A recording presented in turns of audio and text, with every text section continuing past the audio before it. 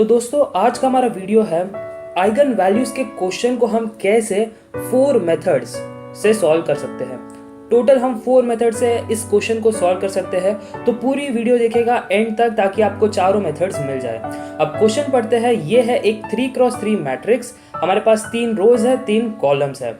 अब हमसे कहा गया कि फाइंड कीजिए आइगन वैल्यूज और ऑप्शन है ऑप्शन ए 3, 3 + 5j, 6 - j। वैसे ही हमारे पास है option B, C and D. अब एक काम कीजिए, पहले पॉज कीजिए इस वीडियो को और थिंक कीजिए आप कैसे इस क्वेश्चन को सॉल्व करोगे। उसके बाद मैं आपको चारों मेथड्स प्रोवाइड करता हूँ। तो सोल्यूशन बताने से पहले मैं एक चीज क्लियर कर दूं, जिन स्टूडेंट्स को ट्रिक आती है वो ये क्वेश्चन को 2 सेकेंड्स में सॉल्व कर सकते हैं, बट जिन्हें ट्रिक नहीं आती है वो इस क्वेश्चन को लगाएंगे 2 मिनट्स सॉल्व करने में। तो आप देख पा रहे हो कि कैसे एक स्टूडेंट जल्दी सॉल्व कर लेता है इस गेट क्वेश्चन को और एक स्टूडेंट बहुत ही टाइम वेस्ट कर देता है इस मामूली इजी क्वेश्चन में। अब मेथड 1 है, जो स्टूडेंट एंड में पढ़ते हैं, जिन्हें बहुत ही ज़्यादा टाइम लगेगा इस क्वेश्चन को सॉल्व करने में, वो है स्टैंडर्ड मेथड। अब यहाँ पे हम करते क्या है, हम फाइंड करते हैं कैरेक्टरिस्टिक इक्वेशन, जो है mod ऑफ a - लैम्डा = 0। अब a मतलब ये गिवन मैट्रिक्स, मान लीजिए a हमारी ये गिवन मैट्रिक्स है और जो I है वो है आइडेंटिटी मैट्रिक्स। अब क्योंकि हम डील कर रहे हैं 3x3 मैट्रिक्स से, तो जो हमारी आइडेंटिटी मैट्रिक्स होगी वो भी होगी 3x3, मतलब कुछ इस प्रकार हमारी आइडेंटिटी मैट्रिक्स होगी। तो देखिएगा कि ये जो ऑपरेशन है a - लैम्डा है, इसमें सिर्फ डायगोनल एलिमेंट जो है वो चेंज हो जाते हैं, सभी डायगोनल एलिमेंट सब्ट्रैक्ट हो जाते हैं लैम्डा से। तो -1 - लैम्डा बन चुकी है, फिर बनती है -1 - लैम्डा, फिर है अंतिम में हमारे पास यहाँ पे 3 - लैम्डा। अब ये डिटर्मिनेंट आप फाइंड कीजिए। इसके बाद क्योंकि ये जब आप मल्टीप्लिकेशन करोगे आपकी जो लैम्डा की हाईएस्ट पावर है वो 3 आएगी, तो इसके लिए आपके पास जो है वो 3 रूट्स बनेंगे। इसके लिए आप देख पा रहे हो कि हमारे पास 3 जो है वो आंसर यहाँ पे बन गए हैं। तो ये है लेंथी मेथड, मिनिमम आपको यहाँ पे 2 मिनट्स लगेगा इस क्वेश्चन को सॉल्व करने के लिए। अब जो नेक्स्ट मेथड है वो इससे तो बेटर है, आपको लेस देन 2 मिनट तो लगेगा, बट फिर भी आप कुछ तो मिनट यहाँ पे स्पेंड करोगे। तो चलिए बढ़ते हैं नेक्स्ट मेथड पे। तो जो मेथड 2 है वो है बेटर देन मेथड 1। यहाँ पे आपने किया क्या है, determinant of a - lambda I को जनरलाइज्ड बना दिया है। अब ये जो इक्वेशन है उसे हम कहेंगे जनरलाइज्ड इक्वेशन। अब ये जो इक्वेशन है वो है λ³ - s1 lambda square plus s2 lambda minus determinant of a = 0। इसमें होता क्या है, आपको 3 टर्म्स फाइंड करने हैं, एक है s1, दूसरा टर्म है s2 और तीसरा टर्म है डिटर्मिनेंट ऑफ a। तो डिटर्मिनेंट ऑफ a तो आप आराम से डील कर सकते हो, हमने ऑलरेडी प्रीवियस वीडियो में पढ़ा है। Determinants of 2x2, 3x3, 4x4, तो सारी टाइप्स कवर करी है। तो डिटर्मिनेंट यहाँ पे हमारे पास मिल जाती है 30। अब जो सेकेंड स्टेप है वो है आपको फाइंड करना है s1। अब ये जो s1 टर्म है वो है sum of the diagonal elements. तो जितने भी डायगोनल एलिमेंट्स थे उसे आप ऐड कर लीजिए, तो -1 - 1 + 3 बन जाता है +1। अब जो थर्ड स्टेप है वो है आपको s2 फाइंड करना है। अब ये थोड़ा सा ट्रिकी है s2 फाइंड करना, क्योंकि s2 है sum of minors of diagonal elements. तो इसका मतलब ये हुआ कि आपको पहले माइनर्स फाइंड करने पड़ेंगे, क्योंकि ये 3x3 मैट्रिक्स थी। तो यहाँ पे क्योंकि ये 3x3 मैट्रिक्स है तो यहाँ पे आपको 3 माइनर्स मिलेंगे। फर्स्ट आपको ये वाली जो डायगोनल एलिमेंट है इसको पकड़ना है, फिर ये कॉलम को एलिमिनेट कीजिए, ये रो को एलिमिनेट कीजिए, जो भी टर्म्स बच गए उसकी आप डिटर्मिनेंट निकालिए। तो यहाँ पे देखिएगा कि हमारे पास जो m1 होता है वो होता है डिटर्मिनेंट ऑफ -1, 6, 0 एंड 3, जिसकी आंसर बन जाती है -3। सिमिलरली जब आपको नेक्स्ट माइनर निकालना है तो नेक्स्ट डायगोनल एलिमेंट को पकड़िए, फिर आपको ये जो कॉलम है और फिर ये जो रो है वो एलिमिनेट करना है। फिर आपके पास जो टर्म्स बचती है वो है m2। तो m2 यहाँ पे मिल जाएगी डिटर्मिनेंट ऑफ -1, 5, 0 एंड 3, जिसकी आंसर बन रही है -3। सिमिलरली आप लास्ट डायगोनल एलिमेंट के लिए कीजिए, इस रो को आप एलिमिनेट कीजिए, इस कॉलम को एलिमिनेट कीजिए, फिर जो भी बच जाएगी उसकी डिटर्मिनेंट निकालिए। तो यहाँ पे हमारे पास आंसर मिल जाती है 10। अब sum of minors of diagonal element करना है, मतलब तीनों का आप ऐड कर लीजिए।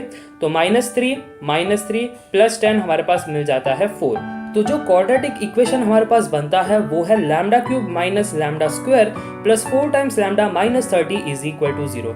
जहाँ पे आप देख पा रहे हो जो टर्म्स हमने निकाले वो हमने यहाँ पे सब्स्टिट्यूट कर दिए। s1 की वैल्यू थी 1, s2 की वैल्यू थी 4 और जो डिटर्मिनेंट ऑफ a था वो था 30। अब इसे आप सॉल्व कीजिए और आपको आंसर मिल जाएगी, बट यहाँ पे भी आप कुछ तो मिनट स्पेंड कर ही रहे हो। इसका मतलब ये हुआ कि आपका यहाँ पे टाइम वेस्ट हो चुका है। और मैं हमेशा चाहता हूँ कि जब भी आप गेट एग्जामिनेशन लिखो तो आप टाइम को सेव करो। तो इसके लिए मैं लाया हूँ मेथड नंबर 3, जहाँ पे आप ट्रिक या फिर आप कह सकते हो ये टेक्निक यूज करके क्वेश्चन को कुछ सेकंड्स में सॉल्व कर सकते हो। अब हम यहाँ पे यूज करेंगे प्रॉपर्टी नंबर 1, जो है आइगन वैल्यू की प्रॉपर्टी। बहुत ही पावरफुल प्रॉपर्टी है। अब प्रॉपर्टी ये है कि समेशन ऑफ डायगोनल एलिमेंट्स बराबर होता है समेशन ऑफ आइगन वैल्यूज के। अब आइगन वैल्यूज तो आपके पास गिवन है ऑप्शन में, ये गिवन है ऑप्शन में, तो आपका एक ये बेनिफिट हो गया क्योंकि ऑप्शंस में ऑलरेडी आइगन वैल्यूज गिवन है, तो आप सम अप कर लीजिए। ठीक है, तो आपका RHS तो यहाँ पे आ गया। अब आपको LHS निकालना है, तो LHS बड़ा सिंपल है, समेशन ऑफ डायगोनल एलिमेंट्स बन जाएगा -1 + 3 जो है 1। तो LHS तो हमारे पास बन गया वैल्यू 1। अब हमें चेक करना है RHS। तो RHS चेक करने के लिए आप पहले चेक करोगे summation of lambdas for option A, फिर आप चेक करोगे summation of all the lambdas for option B, similarly for C and D। इनमें से जिसकी भी वैल्यू 1 के बराबर होगी वो ऑप्शन करेक्ट बन जाएगा। तो यहाँ पे आप देख सकते हो, जैसे ही ऑप्शन डी पे आप जाते हो, आप जैसे ही आप सम करते हो सारे आइगन वैल्यूज को, आपके पास मिलता है 3 + -1 + 3j + -1 - 3j। तो यहाँ पे देखिएगा कि यहाँ पे 3 - 1 बन जाता है 1, और ये जो है ये कैंसिल आउट हो जाता है +3j - 3j। तो इस प्रकार आप क्वेश्चन को आराम से इजीली बहुत ही कम सेकंड्स में सॉल्व कर पाते हो। तो चलिए अब लास्ट जो मेथड है वो भी देख लेते हैं, कैसे आप क्वेश्चन को कुछ सेकंड्स में सॉल्व कर सकते हो। तो मेथड 4 भी काफ़ी आसान है। आपको करना क्या है, LHS आप यहाँ पे देख पा रहे हो, LHS है डिटर्मिनेंट ऑफ A, तो वो तो आप आराम से निकाल सकते हो, जिसकी आंसर यहाँ पे है 30। अब जो RHS है वो है product of all eigen values. तो ऑप्शन A में 3 आइगन वैल्यूज थे, उनकी आप प्रोडक्ट कीजिए और देखिए वैल्यू क्या आती है। अगर वो वैल्यू 30 के बराबर है तो ऑप्शन A करेक्ट है, अगर नहीं है तो फिर ऑप्शन B देखिए, अगर वो भी नहीं सेटिस्फाई हो रही तो ऑप्शन C, और अंतिम में तो ऑप्शन D आपके पास है ही। तो यहाँ पे जब मैंने ऑप्शन D लिया और मैंने प्रोडक्ट ऑफ आइगन वैल्यूज करा, तो मुझे यहाँ पे मिला 3 × -1 + 3j × -1 - 3j। तो इसका मतलब ये हुआ, ये है A + B × A - B, जिसके यहाँ पे मैं आंसर लिख सकता हूँ A² - B²। तो यहाँ पे बनता है -1² - 3j²। अब क्योंकि आपको पता है j² की वैल्यू होती है -1, इसके लिए ये जो कैलकुलेशन है अब बनेगा 1 + 9, क्योंकि -1² मतलब +1 और -3j² मतलब ये टोटली हो जाएगा यहाँ पे -9, तो -1 × -9 बन जाता है +9। तो आप कह सकते हो कि ऑप्शन डी हमें देता है 30 एज हमारी आंसर, तो मतलब LHS = RHS बन गया, तो ऑप्शन डी जो है वो करेक्ट है। तो इस वीडियो में हमने टोटल 4 स्टेप पढ़ा, तो आई होप आपको सारी मेथड अच्छे से क्लियर हो गई होगी। और जब भी आप गेट एग्जामिनेशन लिखते हैं तो ट्राई कीजिए जो मेथड 3 एंड मेथड 4 मैंने आपको बताया है, जो टाइम सेविंग है उसको आप यूज करें। मिलते हैं नेक्स्ट वीडियो में, तब तक के लिए बाय।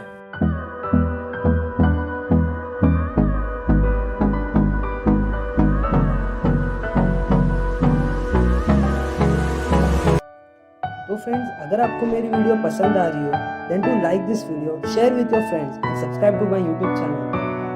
तो मिलते हैं अगली वीडियो में, till then take care, this is Shrinik Jain, peace out. तो आप सभी के लिए एक चैलेंज है, क्या आप इस गेट क्वेश्चन को 5 सेकंड में बना सकते हो? ये गेट क्वेश्चन आया था टेलीकॉम 1994 के गेट पेपर में। Solve the following system of equations. 3 equation है, आप यहाँ पे देख सकते हो।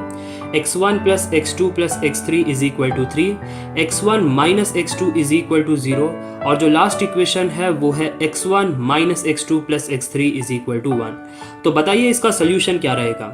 4 ऑप्शन है। Option A unique solution, option B no solution, option C infinite solution, या फिर option D none of the above. तो चलिए देखते हैं सोल्यूशन। एक नॉर्मल स्टूडेंट इस क्वेश्चन को कैसे सॉल्व करेगा, फिर हम ट्रिक के बारे में बात करेंगे। तो एक नॉर्मल स्टूडेंट कहेगा सर हमारे पास 3 इक्वेशन है, तो सबसे पहले मैं एक ऑगमेंटेड मैट्रिक्स बनाऊंगा A:B।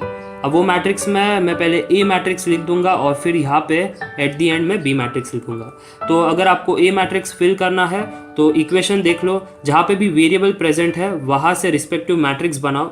कि कोएफिशिएंट्स मैंने यहाँ पे लिख दी 1 1 1, फिर 1 - 1 0, और थर्ड इक्वेशन से आ गई कोएफिशिएंट 1 - 1 1। ठीक है, और जो बी मैट्रिक्स है वो राइट हैंड साइड वाली मैट्रिक्स होती है, तो यहाँ पे आप देख सकते हो 3 0 1, ये हमारी हो गई बी मैट्रिक्स। अब उसके बाद वो क्या करेगा, इस मैट्रिक्स को रेड्यूस करेगा। ठीक है, रेड्यूस करने के बाद वो चेक करेगा रैंक ऑफ ए, और फिर वो चेक करेगा रैंक ऑफ A:B। अगर rank of A is not equal to rank of A to B तो वो कह देगा कि सर आंसर है नो सोल्यूशन। और अगर rank of A is equal to rank of A to B हो गया तो यहाँ पे दो पॉसिबिलिटी है, आइदर यूनिक सोल्यूशन हो सकता है या फिर इनफाइनाइट सोल्यूशन। तो उसके बाद आपको फिर से चेक करना है क्या वो नंबर ऑफ वेरिएबल्स के बराबर है। अगर नंबर ऑफ वेरिएबल्स के बराबर है तो ये क्या है, यूनिक सोल्यूशन। और अगर not equal to number of variables है तो है इनफाइनाइट सोल्यूशन। तो ये एक नॉर्मल प्रोसेस है। तो सबसे टाइम टेकिंग है कि जब आप ये मैट्रिक्स को रिड्यूस करते हो अराउंड आप 2 मिनट्स वेस्ट कर देते हो, इतना टाइम टेकिंग है। आप चाहो तो खुद से भी ट्राई कर सकते हो। तो ये आप रिड्यूस करने पे काफ़ी टाइम वेस्ट कर दोगे और आपकी टाइम अगर वेस्ट हो गई तो गेट एग्जामिनेशन कंप्लीट नहीं होगी और आपकी एग्जाम क्रैक नहीं होगी, राइट। तो यहाँ पे मैं आपको एक ट्रिक देना चाहूँगा कि इतना सब नहीं करना, आपको इतना सब मेथड फॉलो ही नहीं करना। एक यूनिक मेथड आपको बता रहा हूँ। सिंपली आपको क्या चेक करना है, कोएफिशिएंट मैट्रिक्स की डिटर्मिनेंट। अब आपका क्वेश्चन ये रहेगा सर ये कोएफिशिएंट मैट्रिक्स होता क्या है, ठीक है। कोएफिशिएंट मैट्रिक्स बड़ा ही सिंपल है। अगर आप इस इक्वेशन से एक मैट्रिक्स बनाते हो वही होता है कोएफिशिएंट मैट्रिक्स। देखो ये इक्वेशन को ही मैं लिख रहा हूँ, जितनी भी कोएफिशिएंट थी फर्स्ट इक्वेशन से मैंने फर्स्ट रो में लिख दी 1 1 1, ये कोएफिशिएंट्स है, मैंने फर्स्ट रो में लिख दी, ठीक है, रो 1 में। वैसे ही जो सेकंड इक्वेशन है उसकी आप एलिमेंट्स लिख दो रो 2 में। तो यहाँ पे कोएफिशिएंट्स में लिख रहा हूँ 1 फिर -1 फिर क्या है 0। वैसे ही रो 3 के लिए इक्वेशन 3 से कोएफिशिएंट्स लिखना है 1 -1 1। अब ये जो है मैट्रिक्स उसे हम कहते हैं कोएफिशिएंट मैट्रिक्स। अगर आप इस मैट्रिक्स की डिटर्मिनेंट निकालते हो तो आपको आंसर मिलेगा -2 और अगर determinant is not equal to 0 तो स्ट्रेट अवे आंसर रहेगा यूनिक सोल्यूशन। सिंपल। तो आंसर क्या हो गया, ए। आप देख सकते हो सिर्फ मात्र 5 सेकंड में आप बना सकते हो। आपने किया क्या, फर्स्ट स्टेप आपने कोएफिशिएंट मैट्रिक्स बनाया, सेकंड स्टेप आपने डिटर्मिनेंट फाइंड किया तो डिटर्मिनेंट का आंसर आया -2। अगर डिटर्मिनेंट नॉट इक्वल टू 0 तो आपने क्या कह दिया, answer is unique solution. 3 step मात्र 5 सेकंड में आप बना सकते हो, इतना आसान है। और जिन स्टूडेंट्स को कंप्लीट कैलकुलेशन चाहिए तो आप यहाँ पे कैलकुलेशन देख सकते हो, मैंने यहाँ पे एक्सप्लेन किया है कंप्लीट कैलकुलेशन। फर्स्ट हमने कोएफिशिएंट मैट्रिक्स को बनाया, फिर उसका डिटर्मिनेंट हमने यहाँ पे सॉल्व किया, आंसर आ गया -2 और फिर क्योंकि डिटर्मिनेंट नॉट इक्वल टू 0 है तो आंसर क्या है, यूनिक सोल्यूशन। तो उम्मीद करता हूँ वीडियो पसंद आई होगी। मेथड 1 भी था, मेथड 2 भी था, आंसर दोनों ही मेथड से आएगा। ये आपके ऊपर है, अगर आपको 2 मिनट्स वेस्ट करनी है तो आप मेथड 1 फॉलो कीजिए और अगर आपको टाइम सेव करना है 5 सेकेंड्स में आंसर निकालना है तो मेथड 2 को फॉलो कीजिए। ये जो भी टेक्निक्स है ये सारी टेक्निक्स मेरी इंजीनियरिंग मैथमेटिक्स नोट्स में है। तो मैंने आपको बताया है कि अगर आपको नोट्स चाहिए तो आप कैसे उसे एक्सेस कर सकते हो। अगर वीडियो पसंद आए तो लाइक शेयर सब्सक्राइब कीजिए। स्वागत है आप सभी का इस सीरीज में जिसका नाम है ट्रिक्स बाय श्रेनिक जैन और उम्मीद कर रहा हूं कि आपको वीडियोस पसंद आ रही है। तो चलिए एक नेक्स्ट क्वेश्चन आपके स्क्रीन के सामने टेलीकॉम 2000 में पूछा गया था। The eigen values of the matrix, एक 4x4 मैट्रिक्स है, आपको बतानी है कि आइगन वैल्यूज क्या होगी। तो 4 ऑप्शन है, ऑप्शन ए 2, -2, 1, -1। ऑप्शन बी क्या है 2, 3, -2, 4।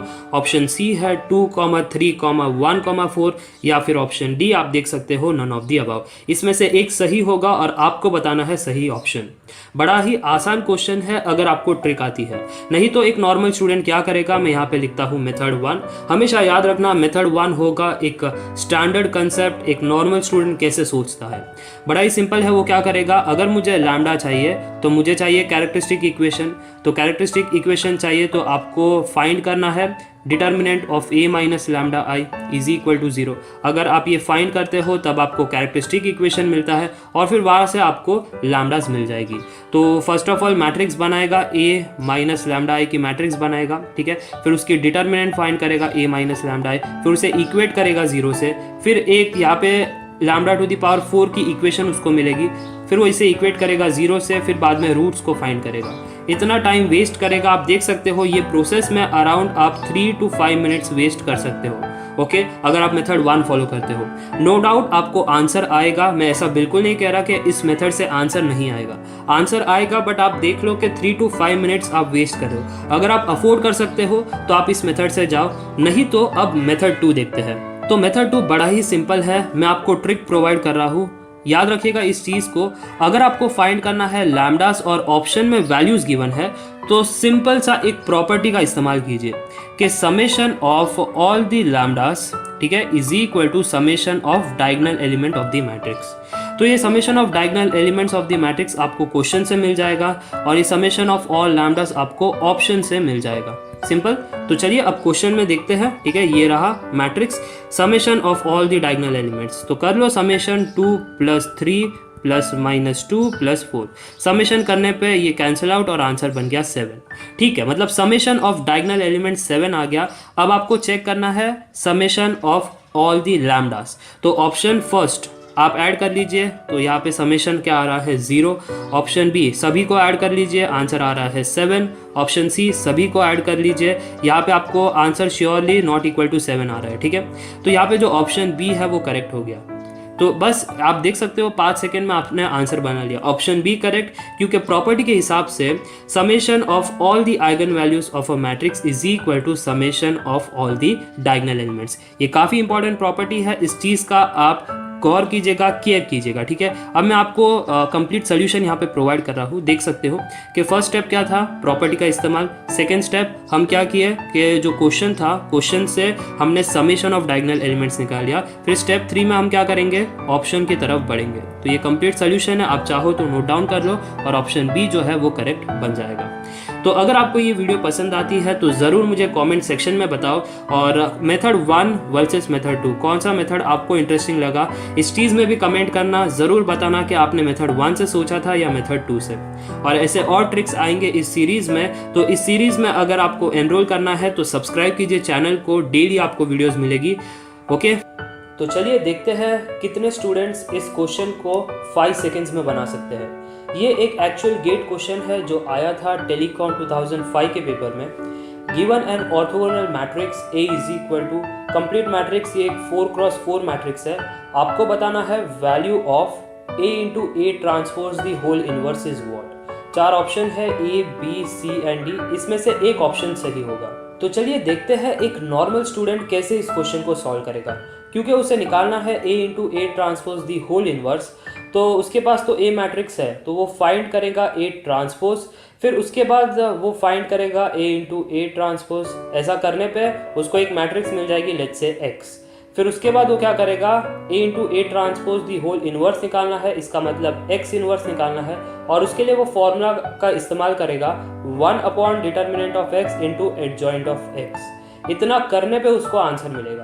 तो आप देख सकते हो यहाँ पे टाइम वेस्ट होगा, फिर श्योरली मैट्रिक्स मल्टीप्लिकेशन में टाइम लगेगी, और यहाँ पे जब आप इन्वर्स फाइंड करते हो तो श्योरली यहाँ पे 5 मिनट्स तो आपको लगेगा ही।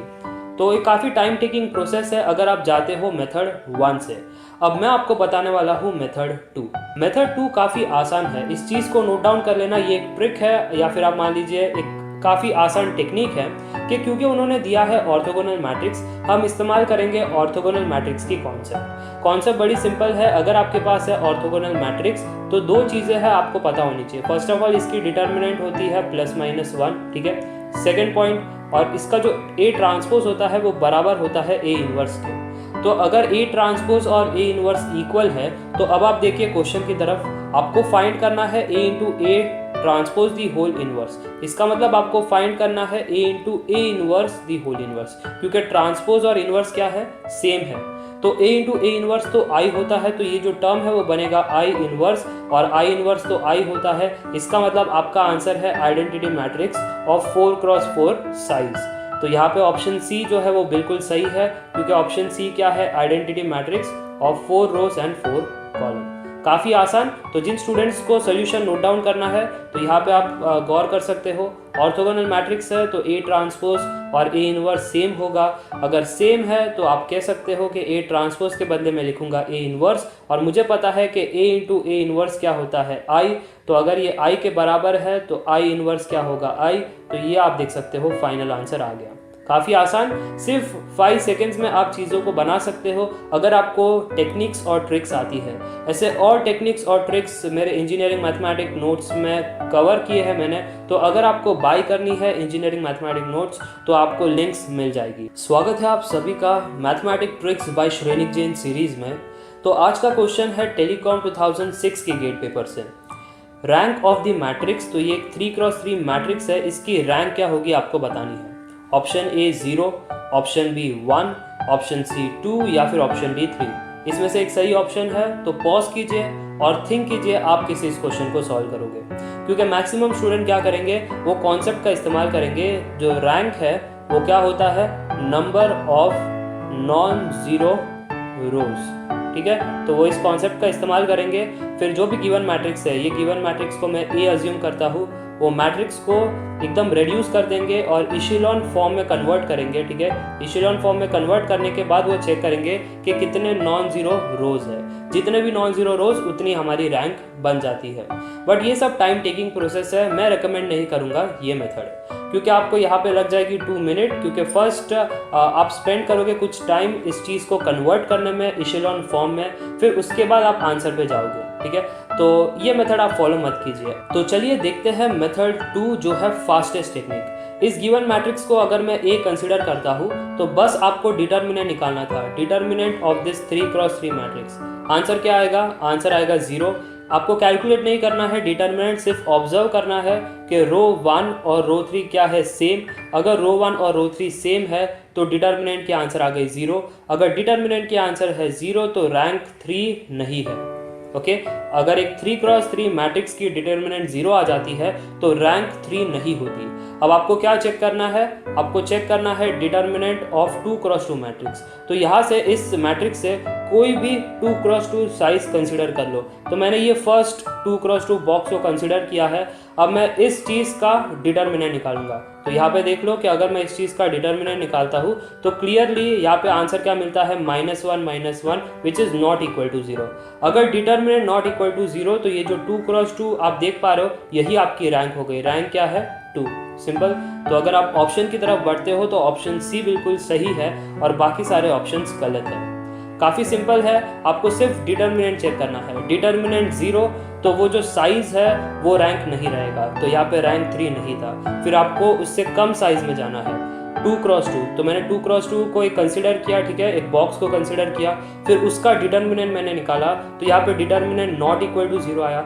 अगर डिटर्मिनेंट नॉट इक्वल टू 0 है तो जो साइज है वही आपकी रैंक है, तो रैंक की वैल्यू आ गई 2। स्वागत है आप सभी का mathematics tricks bye Shrenik Jain series में।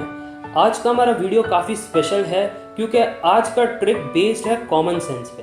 तो चलिए क्वेश्चन पढ़ते हैं। ये क्वेश्चन आया था टेलीकॉम 2009 के गेट पेपर में। The eigen values of the following matrix are 1। एक 3x3 मैट्रिक्स है, आपको बताना है कि आइगन वैल्यूज क्या रहेगी। 4 ऑप्शन है, A, B, C and D। इसमें से एक ऑप्शन सही होगा। अब मैक्सिमम स्टूडेंट क्या करेंगे, वो फॉलो करेंगे मेथड 1 जो है स्टैंडर्ड मेथड।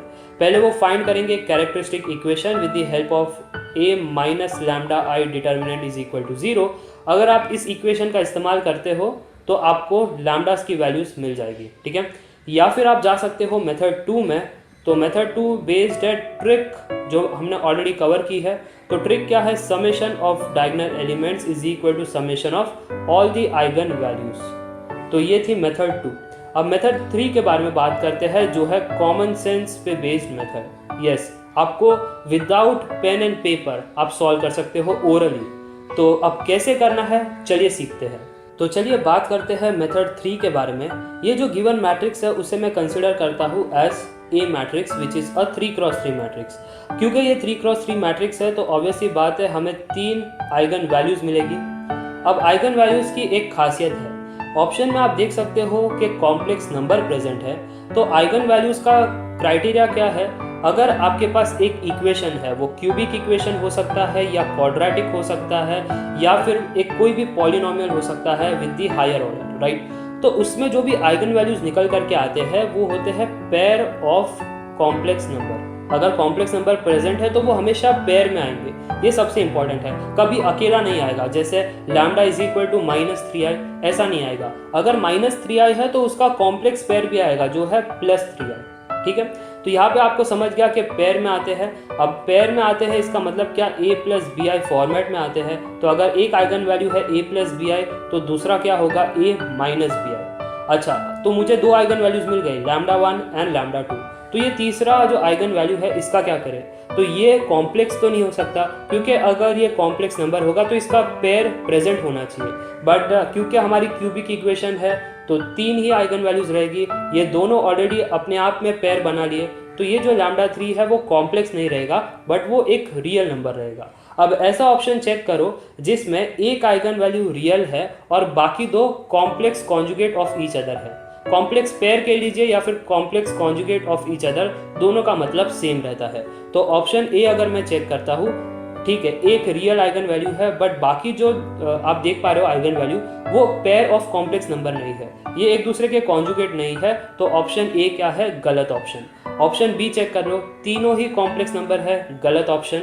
तो ए एंड बी तो एलिमिनेट हो गया। ऑप्शन सी को चेक करो, अगेन तीनों ही कॉम्प्लेक्स नंबर, ऑप्शन सी भी एलिमिनेट। तो ऑप्शन डी करेक्ट हो गया क्योंकि एक रियल नंबर है और जो बाकी रिमेनिंग है वो complex conjugate of each other है। आप क्लियरली देख सकते हो a plus minus b i format में है। तो ऑप्शन डी जो है वो करेक्ट हो गया।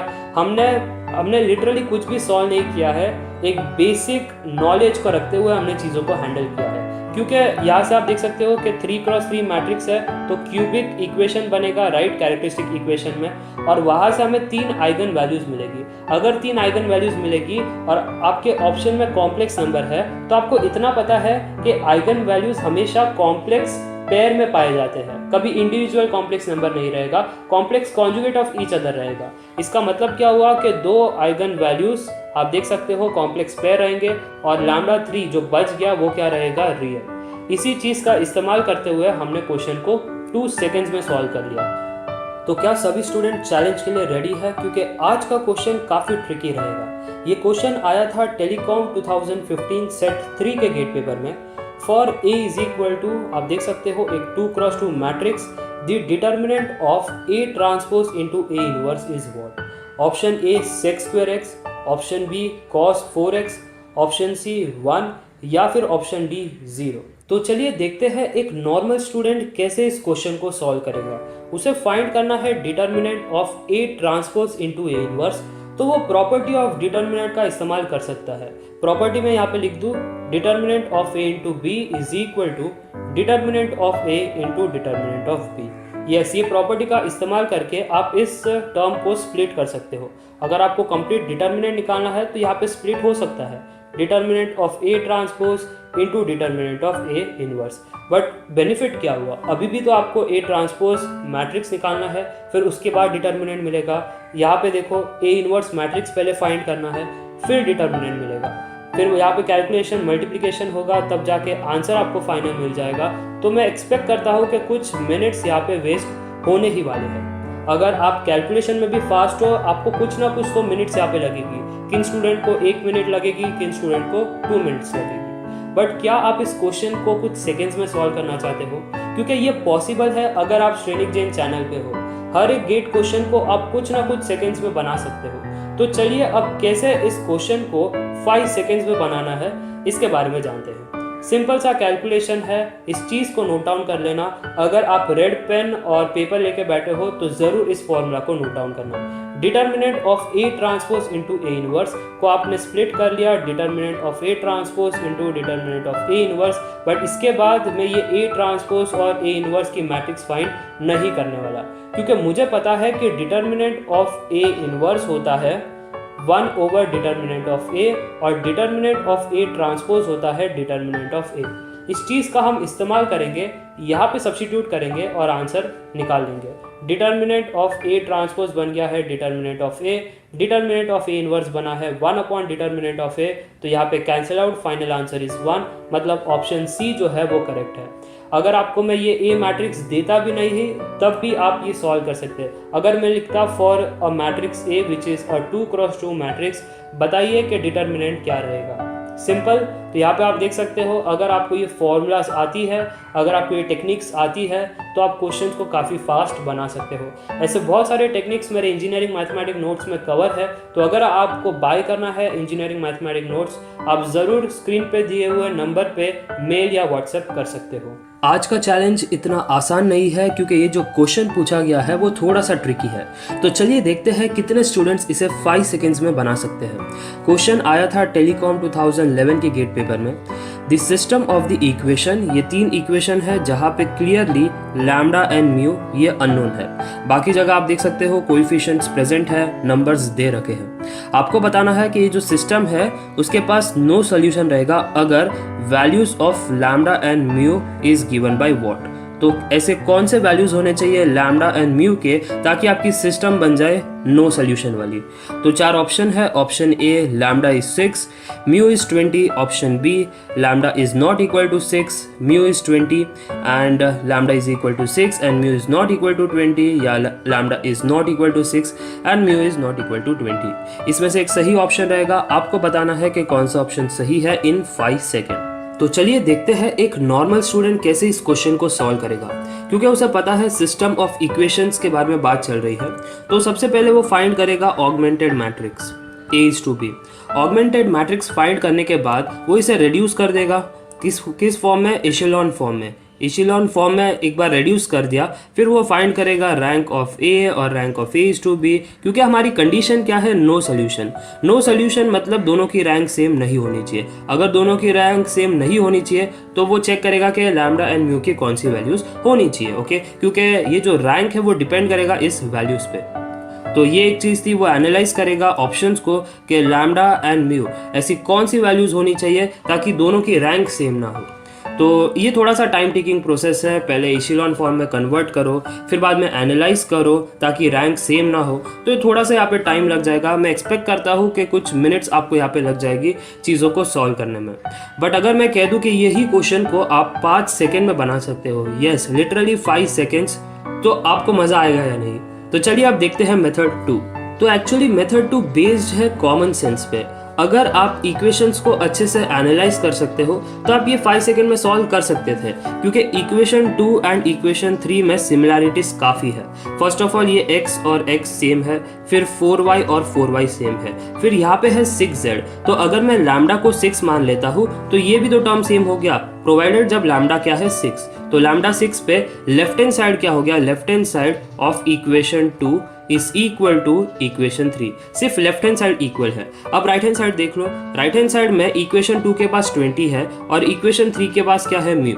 अगर मैं यहाँ पे देखता हूँ 20 और अगर मैं म्यू को भी 20 मान लेता हूँ तो ये जो इक्वेशन 2 है वो एग्जैक्टली सेम हो जाएगा इक्वेशन 3 से। इसका मतलब मुझे सोल्यूशन मिलेगा, बट मेरा कंडीशन क्या है, मुझे सोल्यूशन नहीं चाहिए, नो सोल्यूशन होना चाहिए। अगर नो सोल्यूशन है तो इक्वेशन 2 बराबर नहीं होना चाहिए इक्वेशन 3 से, तब मुझे नो सोल्यूशन मिलेगा, राइट। क्योंकि अगर इक्वेशन 2 और इक्वेशन 3 बराबर है तो मतलब प्रॉब्लम क्या है, इक्वेशंस तो वैलिड है ना, यहाँ पे कुछ प्रॉब्लम नहीं है। बट जब ये नॉट इक्वल होगा तब देखिए प्रॉब्लम एक्चुअली कहाँ पे आता है। जब मैं म्यू को नॉट इक्वल टू 20 मानता हूँ तब देखो सबसे बड़ा प्रॉब्लम आ गया। आप एक साइड कहते हो कि इक्वेशन 2 हमारा है x plus 4y plus 6z is 20, और फिर इक्वेशन 3 में आप कहते हो कि x plus 4y plus 6z is not equal to 20। तो मान लेते हैं कि 77। तो आप ही बताओ कि इक्वेशन 2 में जब आप x plus 4y plus 6z करते हो तब 20 मिलता है, और दूसरी साइड आप ही कहते हो कि x plus 4y plus 6z करने पे 77 मिल रहा है। तो कैसे वैलिड है, ये एक इनवैलिड इक्वेशन है और इनवैलिड इक्वेशन के लिए कभी सोल्यूशन नहीं मिलती। तो इस केस में आपको सोल्यूशन नहीं मिलेगी। तो क्राइटेरिया क्या था कि जो यहाँ पे म्यू है वो नॉट इक्वल टू 20 होना चाहिए और जो लैम्डा है वो क्या होना चाहिए, 6। तो lambda is 6 and mu is not 20, जो ऑप्शन सी है वो करेक्ट बन गया। तो जब भी आप ये मेथड फॉलो करते हो तो एक चीज का केयर कीजिए कि लेफ्ट हैंड साइड दोनों ही इक्वेशन का, इक्वेशन 2 और इक्वेशन 3 दोनों का ही लेफ्ट हैंड साइड सेम होना चाहिए। बट जो राइट हैंड साइड है वो आपको नॉट इक्वल बनाना है ऑफ इक्वेशन 2 एंड इक्वेशन 3। तो इसके लिए हमने ये जो लेफ्ट हैंड साइड है इसमें लैम्डा की वैल्यू 6 रख दी ताकि एक साइड बराबर आ जाए, इक्वेशन की जो भी वेरिएबल्स वाली पार्ट है वो सेम रहे। बट जब आप कॉन्स्टेंट्स के बारे में बात करते हो 20 और यहाँ पे म्यू, अगर यहाँ पे 20 है तो यहाँ पे भी 20 होगा तब सोल्यूशन आएगा। अगर क्वेश्चन होता कि हैज सोल्यूशन तो म्यू की वैल्यू 20 होनी चाहिए, बट क्योंकि उन्होंने दिया है नो सोल्यूशन तो यहाँ पे आपको बताना है कि mu is not equal to 20। इसका मतलब म्यू अगर 55 है तो इक्वेशन 2 की लेफ्ट हैंड साइड सेम है बट राइट हैंड साइड 20 है। इक्वेशन आप देख सकते हो 3, यहाँ पे भी लेफ्ट हैंड साइड सेम है बट राइट हैंड साइड में आप कहते हो 55, तो ये तो इनवैलिड इक्वेशन और इसके लिए नो सोल्यूशन। स्वागत है आप सभी का mathematic tricks bye Shrenik Jain series में। आज का वीडियो काफ़ी स्पेशल है क्योंकि अगर आपको ट्रिक्स एंड टेक्निक्स नहीं आती तो आप इस क्वेश्चन को 2 मिनट्स में बनाओगे। ऑन दी अदर हैंड अगर आपको ट्रिक्स आती है तो सेम क्वेश्चन आप 5 सेकेंड्स में बना सकते हो। तो चलिए देखते हैं मैजिक। ये क्वेश्चन आया था टेलीकॉम 2016 सेट 2 के गेट पेपर में। Value of x for which the matrix A is equal to, ये कंप्लीट मैट्रिक्स है 3x3, has 0 as an eigen value is what. तो आपको सिंपल सा ये जो x वेरिएबल है इसकी वैल्यू बतानी है, और वो कहता है ये जो क्राइटेरिया है आप देख लो कि एक जो आइगन वैल्यू है वो 0 है, बस इतना उन्होंने मेंशन किया है। अब बताइए कि x की वैल्यू क्या रहेगी। तो थोड़ा सा मैं हिंट ज़रूर दूंगा कि जनरली स्टूडेंट्स कैसे अप्रोच करेंगे। उन्हें प्रॉपर्टी पता है। प्रॉपर्टी क्या है, अगर आप डिटर्मिनेंट निकालते हो मैट्रिक्स की तो वो बराबर होता है product of all the eigen values of the given matrix. Simple. तो ये हमारी प्रॉपर्टी है, इसी प्रॉपर्टी का इस्तेमाल करेंगे हम यहाँ पे। प्रोडक्ट ऑफ आइगन वैल्यूज के बारे में जब बात करते हैं तो ये λ1 इंटू λ2 इंटू λ3 इस प्रकार चलेगा। बट वो कहता है one of the eigen values is 0, तो 0 इंटू एनीथिंग आप कर लीजिए, आंसर क्या आएगा 0। तो इसका मतलब राइट हैंड साइड क्या हो गया 0। रीजन क्या था कि एक आइगन वैल्यू 0 थी, इसके लिए प्रोडक्ट में हमारे पास कंप्लीट आंसर 0 आ गया। अब जो नेक्स्ट पार्ट है कि हाँ डिटर्मिनेंट तो 0 है, तो अब स्टूडेंट्स क्या करेंगे, डिटर्मिनेंट सॉल्व करेंगे। तो ये एक 3x3 डिटर्मिनेंट है, आप सॉल्व करोगे और आंसर निकालोगे। बट यहाँ पे ही आपको टाइम लग जाएगी, यहाँ पे आपको 2 मिनट्स लग जाएगी क्वेश्चन को सॉल्व करने में, क्योंकि डिटर्मिनेंट जब आप सॉल्व करते हो तो नंबर्स देख लो, इतने आसान नंबर्स नहीं है। कैलकुलेशन में आपका टाइम वेस्ट होगा, ये तो गारंटी है। बट अगर मैं कह दूं कि यहाँ पे आप 5 सेकेंड में आंसर निकाल सकते हो, तो क्या आपको इंटरेस्टिंग लगेगा? तो चलिए अब देखते हैं 5 सेकेंड वाली सोल्यूशन। तो चलिए देखते हैं the fastest solution to get the value of x। काफ़ी सिंपल है। आपको क्या करना है, प्रॉपर्टी ऑफ डिटर्मिनेंट का इस्तेमाल करना है। Determinant of a matrix is equal to 0 when at least 2 rows are same. ये चीज़ को नोट डाउन कर लेना, ये 5 स्टार यहाँ पे मैं रेटिंग देता हूँ। काफ़ी इंपॉर्टेंट प्रॉपर्टी है, मैक्सिमम गेट क्वेश्चन इस प्रॉपर्टी से सॉल्व हो जाती है। तो ये चीज़ का आप अच्छे से नोट डाउन कीजिएगा कि अगर 2 रोज या 2 से ज़्यादा रोज सेम है तब आपकी डिटर्मिनेंट की वैल्यू 0 रहती है।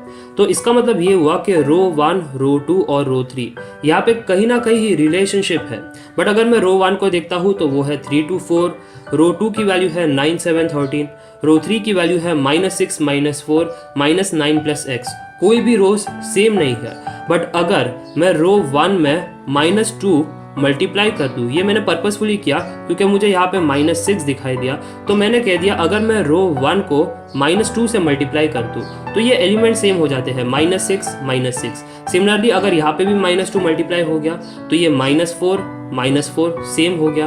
तो यहाँ पे भी होगा -8 होगा, ठीक है, ये -8 हो गया। ये क्या है, ये -9 + x। तो ये दोनों सेम होना चाहिए। जब आप इक्वेट करते हो तो बताइए x की वैल्यू क्या रहेगी, x की वैल्यू 1 रहेगी। जब x 1 है तभी आप देख सकते हो कि रो 1 और रो 3 की एलिमेंट्स सेम बनेगी। और अगर रो 1 एंड रो 3 इक्वल है तो डिटर्मिनेंट 0 रहेगा।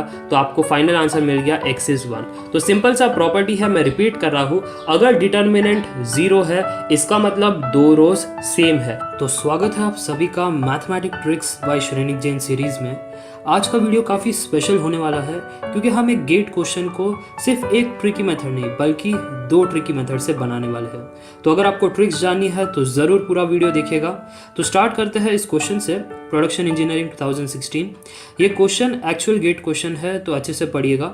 The eigen value of the matrix are, तो एक 2x2 मैट्रिक्स है, उसकी आइगन वैल्यूज आपको बतानी है। 4 ऑप्शन है, option A i and -i, option B 1 and -1, option C 0 and 1 या फिर ऑप्शन डी 0 and -1। तो पॉज कीजिए और थिंक कीजिए आप कैसे इस क्वेश्चन को सॉल्व करोगे।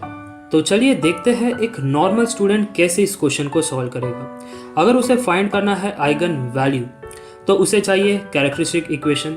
तो मैं इस मैट्रिक्स को ए मैट्रिक्स कंसीडर करता हूँ। तो अगर मुझे आइगन वैल्यूज निकालनी है तो कैरेक्टरिस्टिक इक्वेशन होती है determinant of a minus lambda I. अगर आप इसे इक्वेट करते हो 0 से तब आपको रूट्स ऑफ द इक्वेशन मिल जाएगी। तो जो रूट्स मिलेगी इस कैरेक्टरिस्टिक इक्वेशन की वो है आइगन वैल्यूज। ओके, तो ये एक स्टैंडर्ड प्रोसेस है जो सभी स्टूडेंट्स फॉलो करते हैं और मैं नहीं रिकमेंड करूँगा कि आप इस मेथड से ये क्वेश्चन बनाओ क्योंकि यहाँ पे आपको काफ़ी टाइम लग जाएगा अगर आप स्टैंडर्ड मेथड फॉलो करते हो। तो अब बात करते हैं ट्रिक्स के बारे में। जैसा मैंने आपको प्रॉमिस किया था कि 2 ट्रिक्स मैं आपको प्रोवाइड करूंगा, तो 1 by 1 ट्रिक्स को जानते हैं। ट्रिक नंबर 1, तो ट्रिक नंबर 1 बेस्ड है प्रॉपर्टी ऑफ आइगन वैल्यूज पे। तो प्रॉपर्टी बड़ी सिंपल है, अगर ये मैट्रिक्स है A तो determinant of A is equal to product of eigen values. क्योंकि ये एक 2x2 डिटर्मिनेंट है तो ऑब्वियस सी बात है 2 आइगन वैल्यूज मिलेगी। तो इसके लिए determinant is equal to λ1 into λ2। ठीक है। अब डिटर्मिनेंट ऑफ ए तो आपको क्वेश्चन से मिल जाएगा। इसकी डिटर्मिनेंट क्या है, फास्ट बता दो। आंसर है +1, तो लेफ्ट हैंड साइड आ गया +1। अब आपको ये जो λ1 इंटू λ2 है वो आपको ऑप्शन से निकालना पड़ेगा। तो ये आपका RHS वाला पार्ट ऑप्शन से मिल जाएगा। तो यहाँ पे मैं ऑप्शन ए में जब मैं i और -i को मल्टीप्लाई करता हूँ तो यहाँ पे बनता है -i² जो है +1। तो यहाँ पे देखिए +1 आ गया, मैच हो गया LHS RHS, तो ऑप्शन ए करेक्ट हो गया। जबकि अगर आप बाकी ऑप्शंस चेक करते हो, ऑप्शन बी, तो ऑप्शन बी को मैंने चेक किया, मल्टीप्लाई कर लो, आंसर आया -1, तो एब्सोल्युटली रॉन्ग। ठीक है। ऑप्शन सी 0 and 1, इसे मल्टीप्लाई कर लो, आंसर आ गया 0। वैसे ही ऑप्शन डी भी देख लो, 0 and -1 मल्टीप्लाई कर लो, आंसर आ गया 0। तो option C and option D सभी रॉन्ग है, क्योंकि RHS आपका यहाँ पे बनता है 0। ठीक है। सी एंड डी से 0 बनता है और बी से -1 बनता है, जबकि हमारा LHS क्या है +1, तो मैच ही नहीं कर रहा LHS एंड RHS, इसलिए option C, D and B ये सभी रॉन्ग है और सिर्फ ऑप्शन ए करेक्ट है। समझ आ गई बात। तो ये थी ट्रिक 1। अब ट्रिक 2 के बारे में बात करते हैं। स्पेशल ट्रिक है, इस चीज़ को ज़रूर नोट डाउन कीजिए। अगर ये हमारी मैट्रिक्स ए है तो आपका टास्क था कि ए ट्रांसपोज आप निकालो। ए ट्रांसपोज सिंपल है, जो भी रो 1 था वो बन जाएगा कॉलम 1 और जो भी रो 2 है वो बन जाएगा कॉलम 2। तो यहाँ पे जो रो 1 था 0 1, अब क्या बन गया कॉलम। ठीक है। फिर ये जो है -1 0, ये क्या यहाँ पे कॉलम 2 बन जाएगा। ठीक है। तो ये आ गया ए ट्रांसपोज। अब कंपेयर करो A and A transpose. Compare करने पे हमारा कंक्लूजन ये है कि जो ए है वो है -A ट्रांसपोज। इसका मतलब जो गिवन मैट्रिक्स है वो है स्क्यू सिमेट्रिक मैट्रिक्स। ठीक है। मैं फिर से रिपीट कर रहा हूँ, अगर ए एंड ए ट्रांसपोज में इस प्रकार रिलेशनशिप है तो वो मैट्रिक्स होती है स्क्यू सिमेट्रिक मैट्रिक्स। और एक प्रॉपर्टी है स्क्यू सिमेट्रिक मैट्रिक्स की कि आइगन वैल्यूज होती है 0 या फिर वो हो सकता है इमेजिनरी।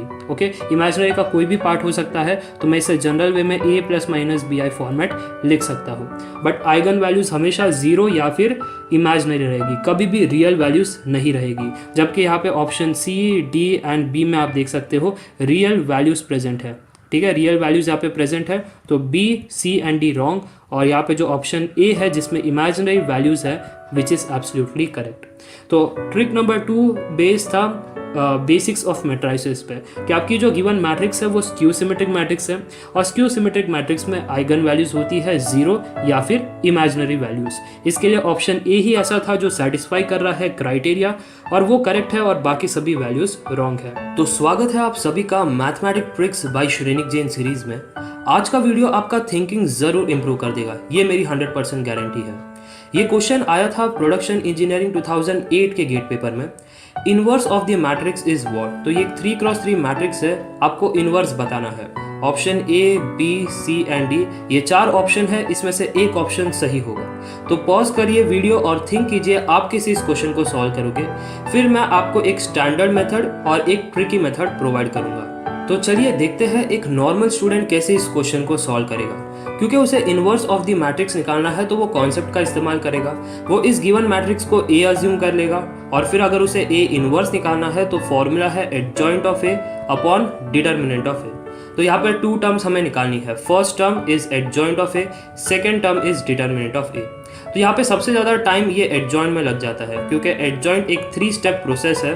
3 स्टेप प्रोसेस अगर आपको नहीं पता तो प्रीवियस वीडियोस देख लेना, कॉन्सेप्ट्स मैंने एक्सप्लेन किए हैं। ओके, तो ये 3 स्टेप प्रोसेस है, और यहाँ पे मैं एक्सपेक्ट करता हूँ कि आपको एटलीस्ट 2 मिनट्स लगेंगे सोल्यूशन निकालने में। तो आप देख सकते हो कि एक लंबा प्रोसेस है और इतना आसान नहीं रहेगा अगर आप स्टैंडर्ड प्रोसेस की तरफ जाते हो। बट वही चीज़ को अगर मैं ट्रिकी मेथड से सॉल्व करूँ, मतलब मैं इतना सब नहीं निकालूंगा, एडजॉइंट ऑफ ए नहीं निकालना, कैलकुलेशंस नहीं परफॉर्म करनी, but straight away answer orally without pen and paper. Yes, अगर मैं ओरली इस क्वेश्चन को सॉल्व कर सकूँ तो मज़ा आ जाएगा। तो चलिए देखते हैं ट्रिकी सोल्यूशन। तो चलिए अब देखते हैं ट्रिक कैसे हम इस क्वेश्चन को ओरली सॉल्व कर सकते हैं। आपको फाइंड करना है इनवर्स ऑफ द मैट्रिक्स। तो अगर ये मैट्रिक्स ए है तो मुझे निकालना है ए इनवर्स। तो मैं एक सिंपल सा टास्क करूंगा, मैं सिर्फ डिटर्मिनेंट ऑफ ए निकालूंगा। डिटर्मिनेंट ऑफ ए निकालो, यहाँ पे डिटर्मिनेंट की आंसर क्या आ गई -1। अगर डिटर्मिनेंट होता है +1 या फिर -1, इसका मतलब गिवन मैट्रिक्स क्या है, ऑर्थोगोनल मैट्रिक्स। और अगर ऑर्थोगोनल मैट्रिक्स है तो फिर A इनवर्स होता है A ट्रांसपोज के बराबर। तो ये जो गिवन मैट्रिक्स है इसका ट्रांसपोज निकाल लो और आपको इनवर्स मिल गया। काफ़ी आसान, सिर्फ 5 सेकेंड में आप इस क्वेश्चन को बना सकते थे। तो यहाँ पे आप देख लो A ट्रांसपोज क्या हो जाएगा, जो भी रो है वो कॉलम में कन्वर्ट हो जाएगा।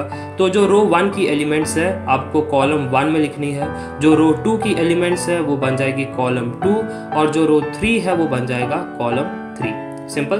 तो यहाँ पे आप चेक कर लो कौन सा ऑप्शन मैच हो रहा है। Clearly option I guess A, yes option A match हो रहा है और बाकी सभी ऑप्शंस रॉन्ग है। ओके, तो अगर आपको ये ट्रिक समझ में आई तो आप मैक्सिमम क्वेश्चन चुटकी में बना सकते हो, क्योंकि सिर्फ मैंने एक क्वेश्चन सिलेक्ट किया है जो प्रोडक्शन इंजीनियरिंग में आया था। ऐसे बहुत सारे क्वेश्चन डिफरेंट ब्रांचेस से आए हैं और इस टेक्निक से आप सॉल्व कर सकते हो। अगर पसंद आए वीडियो तो कॉमेंट में ज़रूर बताइएगा कि कौन सी मेथड अच्छी लगी, मेथड 1 या मेथड 2। मेथड 1 था स्टैंडर्ड मेथड, जबकि मेथड 2 था कंसेप्ट या फिर आप कह सकते हो ऑर्थोगोनल पे बेस। ठीक है, तो जो मेथड पसंद आए ज़रूर कमेंट में बताना और इसे शेयर भी कीजिएगा आपके व्हाट्सएप ग्रुप्स में। I hope you liked the video. All these concepts, tricks and techniques are important for GATE examination, because in GATE examination you have to solve more question in less time. All these techniques, tricks and concepts you will find in my engineering mathematics notes. So if you want to buy the notes, the contact and the email ID are on the screens now.